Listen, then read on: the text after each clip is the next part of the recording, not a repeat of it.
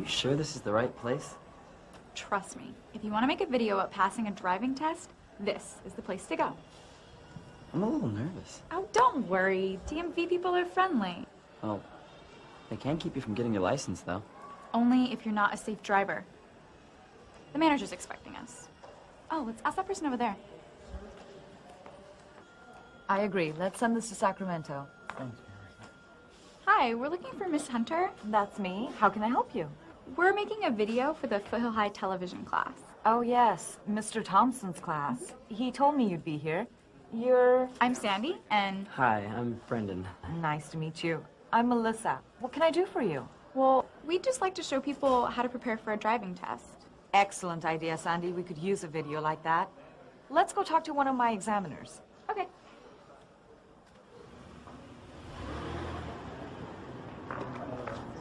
Hi, Dad. Hi, Melissa. I have some visitors who'd like to talk to you. Great. This is Sandy. Hi. Hi. And this is Brandon. Hello. Hi. They're making a video about the driving test. They'd like some tips on how to prepare. Sure. What part of the test? Road signs, lane markings, speed control? Yeah, sounds good. Turns and intersections. That too. Safe driving practices. Whatever you have time for. Tell you what, how about if I show you what you need to know? Great. How do we do that? Let's go for a drive. Okay. Where's your car? That way. Great. Thanks, Melissa. I'll see Let's you guys go. later. Bye. Bye, Miss Hunter.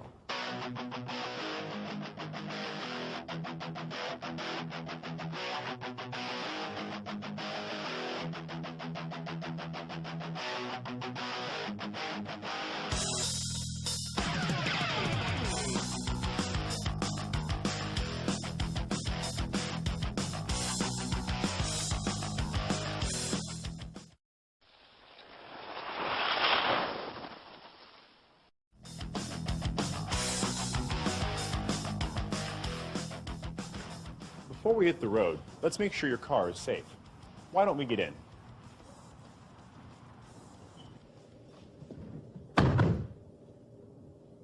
Looks like you've got good tires, 2 rear view mirrors, brake lights, front and rear turn signals, seat belts, an emergency brake, a horn, and a clean windshield with no obstructions or cracks. You need 2 more things. Gasoline and road map? That would help. But on the legal side, you need current registration and proof of insurance. On the safety side, you also need to be familiar with your vehicle. So can you show me your headlight switch, windshield wipers, front defroster, emergency hazard lights? And do you know your arm signals? Of course. There's right, left, and stop. Excellent. I think we're ready to go.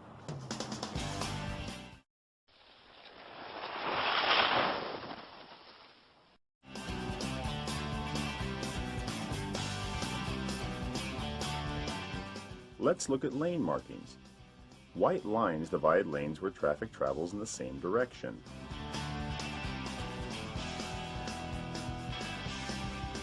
Yellow lines mean traffic travels in opposite directions. The type of yellow line tells you what you can or cannot do. One broken line means cars can pass in either direction.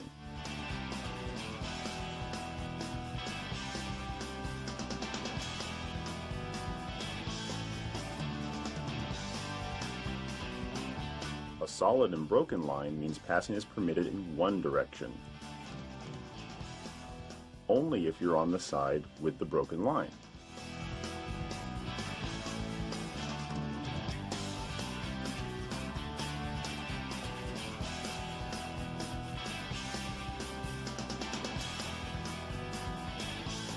A solid double line means no passing in either direction.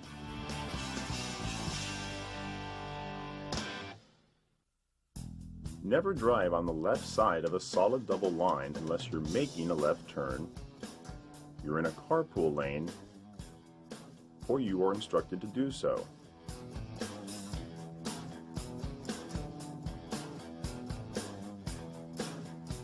Double yellow lines are another matter. Consider them the same as a raised barrier. Never cross unless there is a designated opening. Let's say you're on a road that only has white lines. What does that mean? All traffic will be traveling the same way. It's a one-way street. Very good.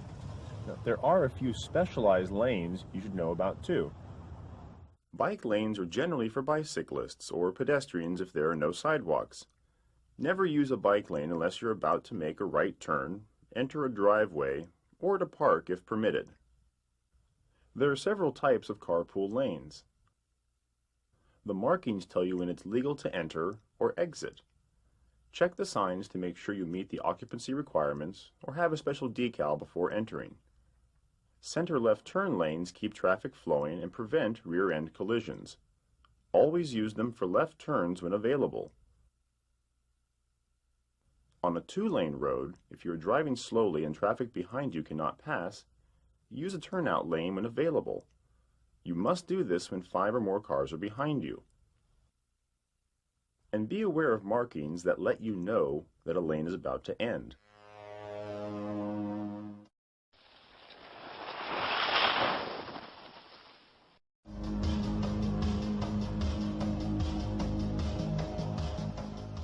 There are 3 types of road signs. White regulatory signs are ones you must obey. They let you know how fast you can go, when it's okay to turn or not to turn, and when you shouldn't enter a street. Yellow warning signs tell about potential hazards up ahead. They let you know when cars may be merging into your lane, when there's a cross street or signal light ahead, or when you should slow down. Highway construction and maintenance signs are orange. Watch for highway workers and construction equipment ahead. There may be a temporary speed change, road or lane closure, or a hazard. Look for highway workers who may direct you to different driving lanes. Go slow, but don't stop to watch. Obey the flaggers. They may have you driving on the opposite side of the road. In many areas, traffic fines are doubled when you're driving through a construction zone. Informational or guide signs come in different colors. They make it easier to find destinations, points of interest, and important services. There are some really important signs that have their own unique shape to make them more identifiable. See if you can tell what they are.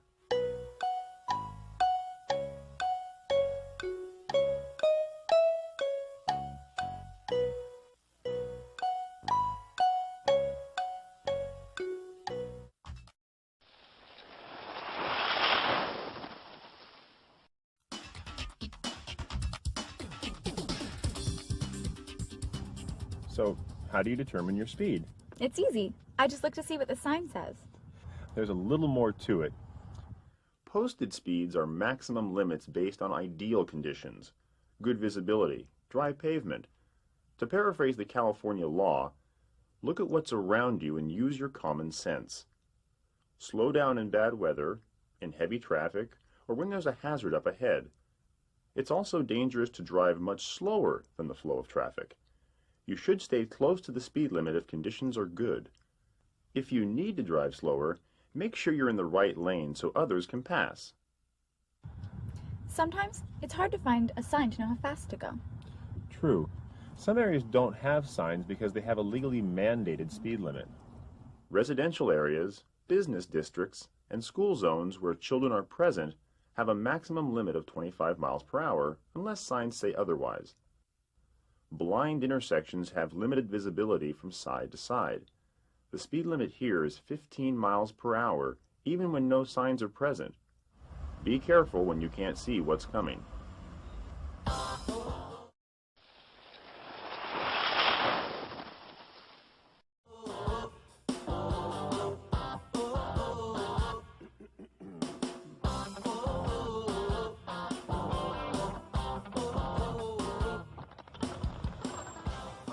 Did you notice how I came to a complete stop? Very good. Now, who goes first? You would have to ask. It's not that hard. Most intersections use the same right-of-way principle. At an uncontrolled intersection, yield to any vehicle that is already in the intersection or that arrives before you. At T intersections, Through traffic has the right-of-way. Always yield to pedestrians. At a stop sign intersection, again, yield to cars that are already in the intersection or that arrive before you. If two cars arrive at the same time, the car on the right has the right-of-way. Be sure to check if cross-traffic also stops. If it's your turn to go, take it. Being overly cautious slows traffic down. On the other hand, don't get upset if someone goes ahead of you when it's your turn. Just let it go. You know, these things are confusing. I'm not quite sure what to do. Roundabouts are like other intersections. When entering, give the right-of-way to any traffic already in the intersection. Also yield to any bicyclists or pedestrians. Hey, that was kind of fun.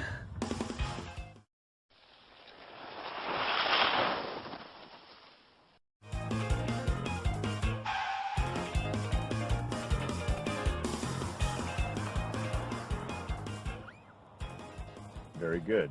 I'm glad you stopped behind the line. Thanks. I'm not sure what to do at signal lights sometimes. There's a lot to watch for. Here are the basics. It's legal to enter an intersection on a green or yellow light.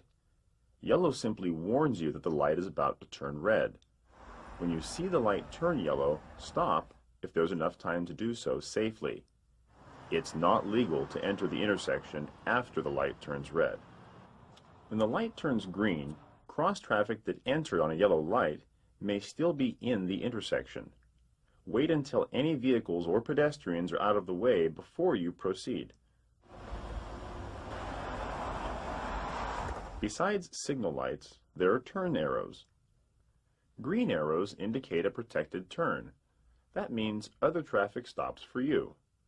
After checking that cross-traffic and pedestrians have cleared the intersection, you can turn when the light is green. If there is no arrow, obey the signal light and wait for oncoming traffic to clear before proceeding. If you have a green arrow on a right turn, again, you have the right-of-way. You do not need to stop if the intersection is clear and it is safe to turn, even if the lights for the through direction are red. At most intersections, you can make a right turn on a red light after making a complete stop. Stop behind the line first, then slowly pull ahead to check for traffic. This is also true for multiple lane right turns. Be sure to remain in the same lane you start from. Sometimes you cannot turn right on a red light. Whenever there's a sign or a red turn arrow, wait for a green light before turning right. A few other things you should know about signal lights. Flashing yellow lights means slow down but don't stop. Watch for cars on either side and enter cautiously. Flashing red lights or no lights at all, as in a power outage, are the same as a stop sign controlled intersection. Be sure you come to a complete stop and follow the same right-of-way rules. In congested traffic, make sure you can get all the way through the intersection before entering. You can get a ticket if you block traffic in an intersection after the light in your direction turns red.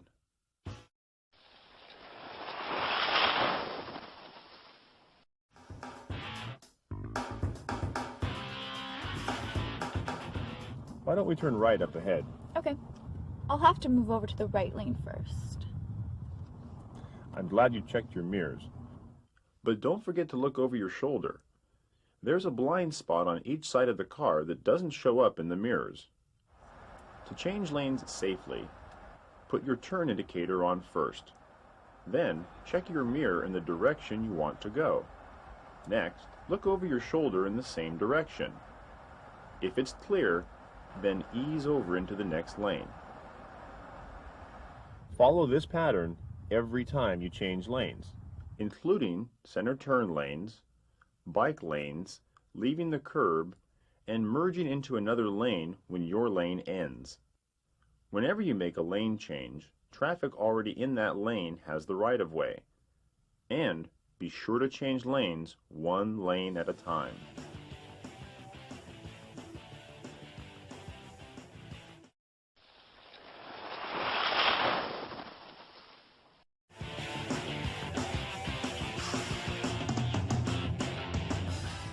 What should I do for this right turn?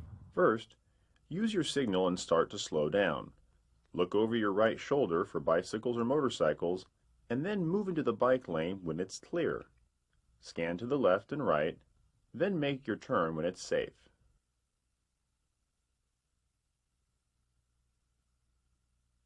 On left turns, signal, look over your left shoulder, and move into the left center turn lane first, if there is one. Then, make your turn when it's safe. If only one lane can turn left in your direction, you can choose any lane to end your turn in. If there are 2 or more designated turn lanes, then stay in the lane you started in.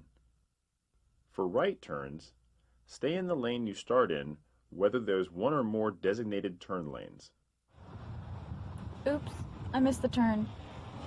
Not a problem. Let's make a U-turn. Okay. I'm never sure when that's legal. There's a few do's and don'ts. Make sure you have good visibility to see traffic ahead of you. In residential areas or where signs are posted, you can make a U-turn anytime it's safe.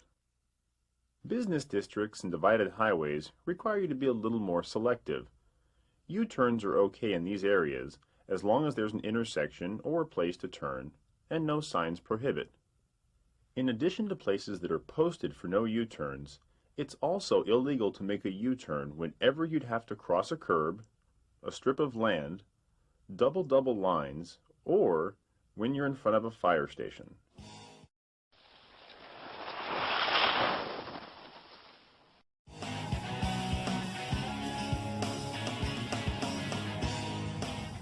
There's some pedestrians up ahead. Yeah, it looks like they want to cross. I'd better stop. I'm proud of you. Pedestrians have the right-of-way at crosswalks and at intersections, marked or unmarked. If you see a person who looks like they want to cross, you should stop. Once they step off the curb, you must stop. And be careful when you see a car stopped at a crosswalk.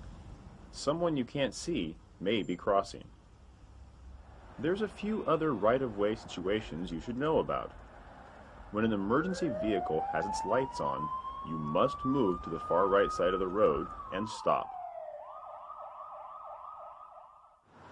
If you are already in an intersection, continue through and then pull to the right and stop as soon as you can. Emergency vehicles often use the wrong side of the road to continue, so stay stopped until it is passed. Then it's a lane change, so signal, check your mirrors, and look over your shoulder. When it's safe, pull into the driving lane again. School buses with flashing red lights mean that children are exiting the bus and you are required to stop no matter what side of the road you are on. If you are on the opposite side of a raised barrier, this does not apply.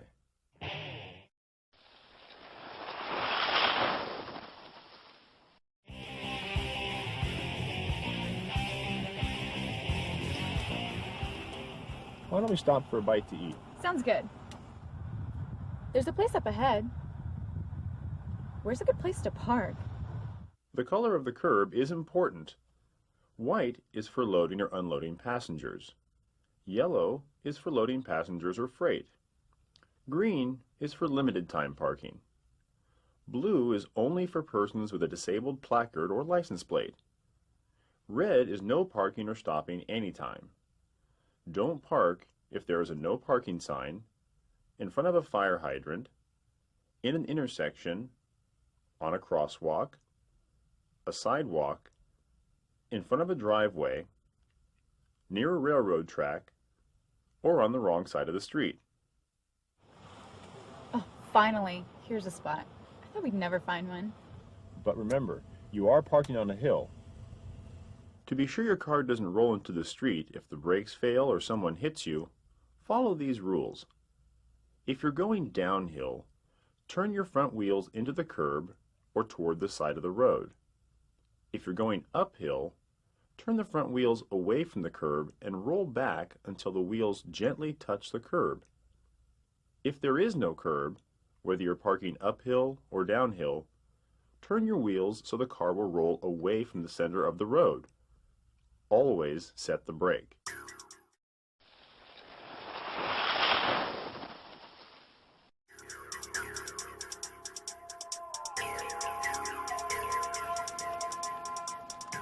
So, how's the strip coming? I'm just taking some notes so I don't forget anything. You've been pretty quiet back there. Oh, I've got lots of good footage. It's gonna be hard to fit this all into one video. Well, there's more. You mean we haven't covered everything? We've gone over the main rules of the road, but examiners also look at what you do while you're driving. Driving behavior is a part of what determines the outcome of the test. Can you show us that too? We've already started. You're showing us something right now? It's important never to drive while you're tired or if you're impaired for any reason. We've been on the road a long time. I could tell you needed a break. So, are you ready? I'm ready. Let's go for a drive.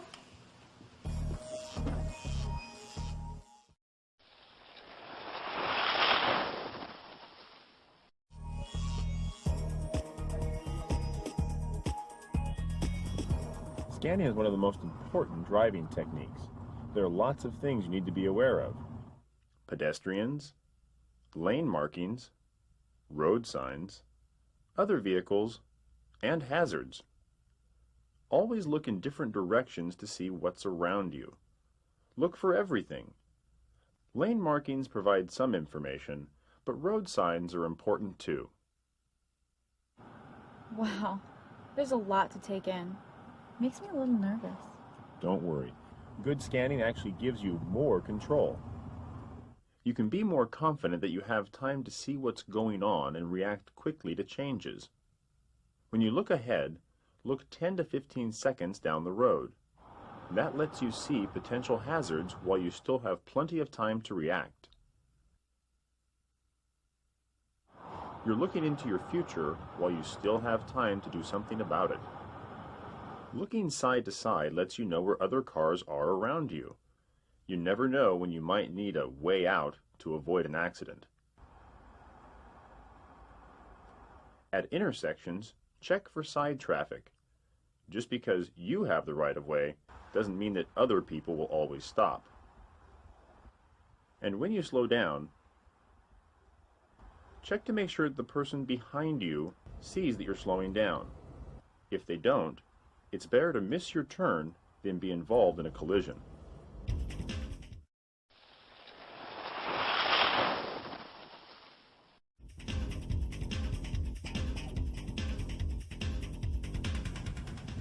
One of the best ways to avoid an accident is to let other drivers know what you're going to do before you do it. Use your turn signals. Every time you make a turn, merge into traffic, change lanes, or pull out from a curb. Signal about 5 seconds ahead of time. When making a turn, be careful not to put your signal on too soon, especially if there's an intersection or driveway between you and where you're going to turn. Someone might think you're turning sooner than you really are. Likewise, don't pull out in front of a car just because its signal is on. It may be turning beyond you, or the driver may have forgotten to turn the signal off. Freeway merging can be difficult, or quite simple. The trick is to accelerate to match the speed of traffic that you're merging into.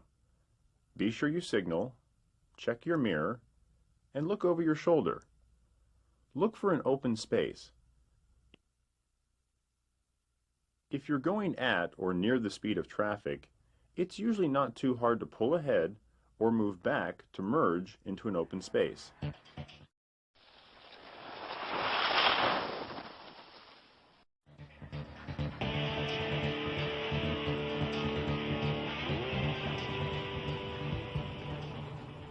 You look a little tense. I don't think the guy in front of me knows what he's doing. If you keep a safe following distance, you'll feel more comfortable, that you're in control, so you can enjoy the drive. Okay. How far should I be? Try the 3-second rule. Pick out a mark on the road up ahead, like a sign or a guardrail. Wait for the car in front of you to cross, then count. 1001, 1002, 1003. If you get to 3 before you pass the mark, then there's usually enough room between you and the other car. The nice thing about the 3-second rule is it works at any speed. However, when visibility is poor or the road is wet, then increase the count to 4 or 5 seconds. Oh, yes. Much better.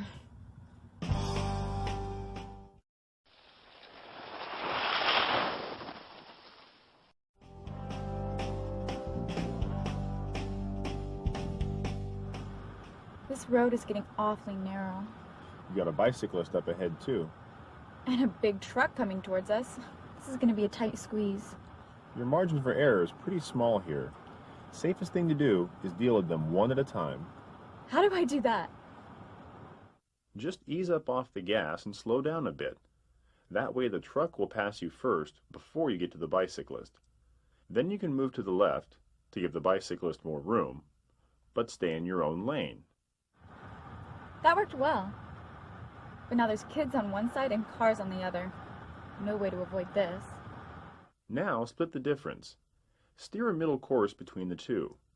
But kids pose the greater danger. You don't know when they might make a sudden move. So slow down and give them a little more room. Now we're stuck behind a truck.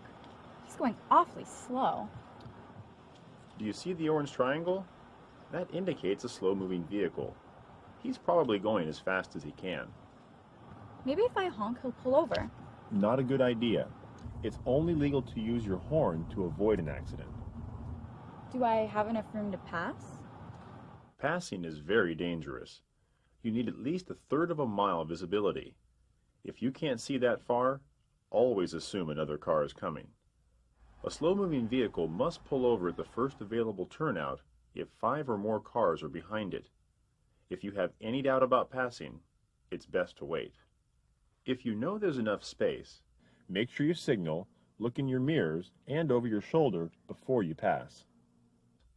and make sure there's enough space between you and the car you passed before you return to your lane. When you can see both headlights of the car behind you in your mirror, then there's enough room to pull back over.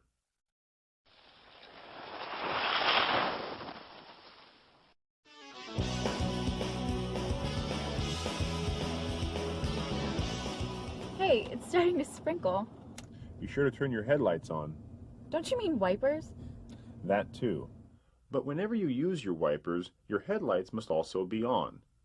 It's good to use headlights anytime it gets dark, such as in fog conditions, heavy cloud cover, or when it's snowing. Headlights can also be a lifesaver on small country or mountain roads. Even in bright sunlight, they make you more visible to other drivers and could prevent a head-on collision. High beams improve visibility when it's really dark. Use them whenever it's legal, but be sure to dim them down whenever another vehicle approaches or when you're behind someone. High beams don't work in the fog or rain. They just make things worse.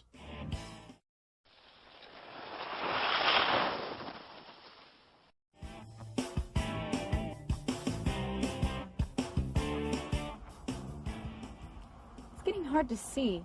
The fog's rolling in. It's a good time to slow down. Lots of accidents happen because people don't adjust their driving to adverse conditions. If you can't see 100 feet in front of you, it's not safe to drive faster than 30 miles per hour. When the roads are wet or slippery, increase your following distance too. At night, even with clear visibility, slow down a little and keep in mind that pedestrians and some vehicles, like motorcycles, are harder to see. Don't look directly into oncoming headlights. It helps your vision to look toward the right edge of your lane. Sometimes the terrain creates a poor visibility situation. Steep hills and sharp curves are dangerous. You just don't know what's coming around the bend. Driving just a little slower gives you the ability to take evasive action if you need to.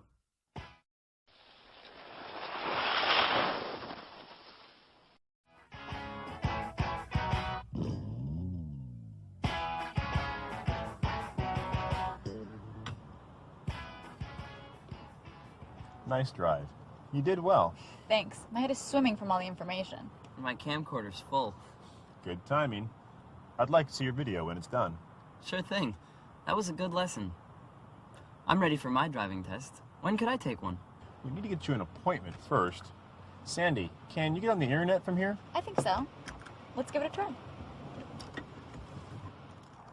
Okay, we're on. Brandon, go to the DMV website. Select appointments.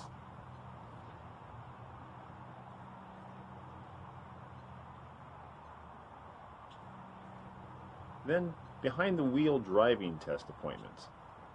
Now you can choose the office you want to go to and get the first available date. Oh, you even do tests on Saturdays. Cool.